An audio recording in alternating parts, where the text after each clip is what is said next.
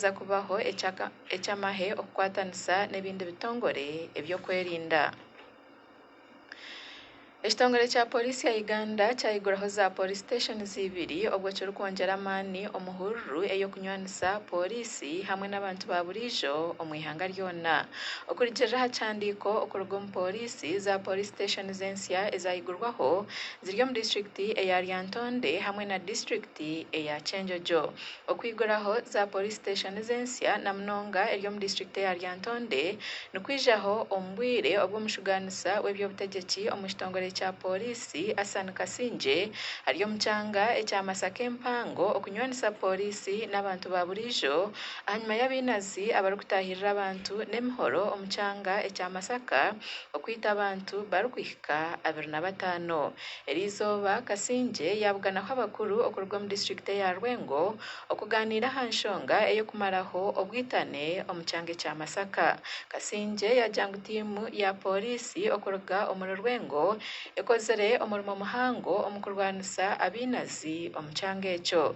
Abantu barikurenga omuri 30 batahirirwe abainazi abarikubatahirira n'emihoro bakabatema batyo basiga abantu 25 bari emitumbi n'abandi batunga obukuta bw'amaani. Abantu bashabwa kurinda ebyobuhangwa hamwe n'obundi bugiga bw'omwitaka ihanga eri ryaza kurwanisa ekizibu eky'empinduka y'obwire. Ebi byagambwa Dr. Wire Kakuru ori omushuganisa wa project ey'okurinda ebyobuhangwa omu ministry ey'eby'amaizi n'obuhangwa bw'ensi obu yaba nabuganaho abahangu omu by'okurinda obuhangwa aha mushomo gwaba aha Aditimor omu tawuni eyambarra Erizooba.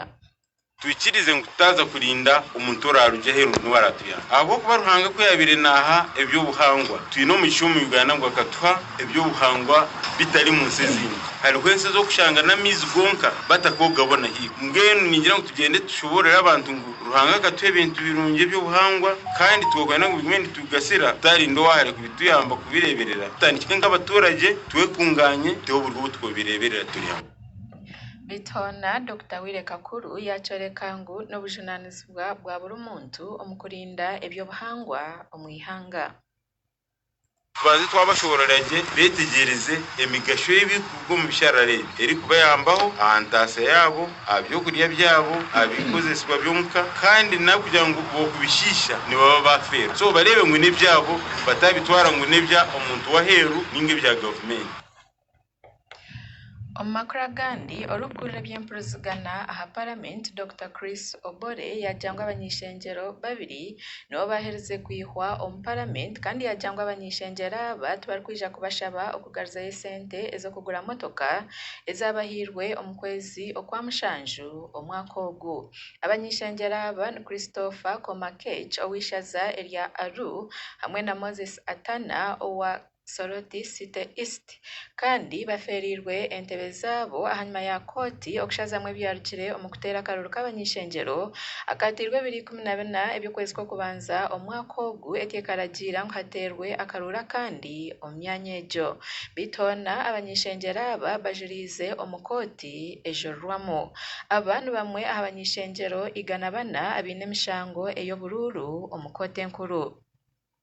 Aha 2021 ebyokwezi kwa mushanju omwaka ogu gavumenti ekahereza abanyishengyero 529 esente ez'okugura motoka obwo buri munyishengyero arikutunga shiringi obukikuru 200. Obore yajangwa abanyishengyero boona abarahisiibwe bakaheebwa esente ezo n'obu baabire baine emishango y'obururu omu koti.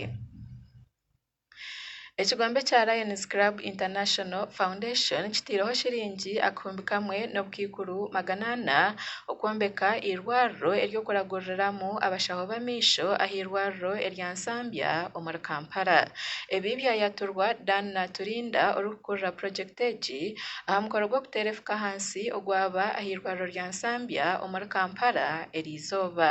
Naturinda yajangwa ekigombe ekya Lions Club of Uganda nikyo kyebembere bagambire ehureji eyo kwombeka irwarro erya Kanyinibiri eryo kuragororeramu abarwire abamisho.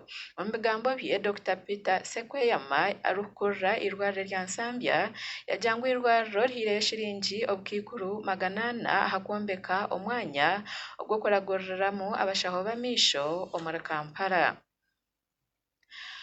Okusirika abashomesa obutakwatwa endwara ya COVID-19 omu districti eya Kabare kwatandika erizooba kandi abashomesa bingi bakwejumbiramu. Aha kutandika kw'Esandeegi districti ya Kabare etungyereza dozi 1,896 ez'omubazi ogwa AstraZeneca hamwe na dozi 1,744 ez'omubazi ogwa Sinovac okuruga omu kitongore ekya National Medical Stores. Alfred Besigensi orukukora nka mukuru w'ebyamagara aha bwa districti ya Kabare yajangwa omubazi ogwa AstraZeneca nigwija kuheebwa abantu abatungire dozi y'okubanza kandi omubazi ogwa Sinovac nigwija kubanza kuheebwa abashomesa. Grace Munyambabazi orukukura eby'obwegyese aha bwa municipality ya Kabare yajangwa nibateekateeka kugyema abashomesa barikuhika 854 omu hurureegi. Expectinga abashomesa 854 kingirwa a COVID-19 itwe nka Kabare Municipal Council tutungiremo amashomero 2 Kabare Primary School na Norway Secondary School kugira ngo abashomesa be niyo baze kukingirwa. Dutera abashomesa umuranga kugira ngo bagende baze kuteza ahabwo kuba amashomero ko gare gigwire nitubatakwena ngo bajanjaze uburwire n'ingabo buva kwacu. Ochurikize Radio West Radio Best aganigamwe omugutu wakwihira heri ihanga. Abantu bashatu batemerweho emitwe abanyambundu aba jihadist omu kyaro kimwe ekiri kushangwa mu districti eya Kwisang omu ihanga erya Mozambique. Ekikorwa eky'obwinazeeki ekibireho nyimwebazyo nikiteekateekwa kuba kikozirwe abanyambundu abaine akakwate n'aba Islamic State. Ekigenderwa ekyokwita abantu aba n'okwisya obwahati tikyakamanyirwe. Esande hwire abajubi b'ebyenyanja bashatu nibagambwa kuba batemerweho emitwe omu districti eya Mokamiya kandi aba nibagambwa kuba bisirwe abanyambundu aba ba jihadist. Abanyambundu aba ba jihadist bizire nibatahirira abantu barikubatemaho emitwe omu ihanga rya Mozambique okuruga omu mwaka ogw'2017. Ohurikiriza amakuru aho niho gagarukira orare kurungi.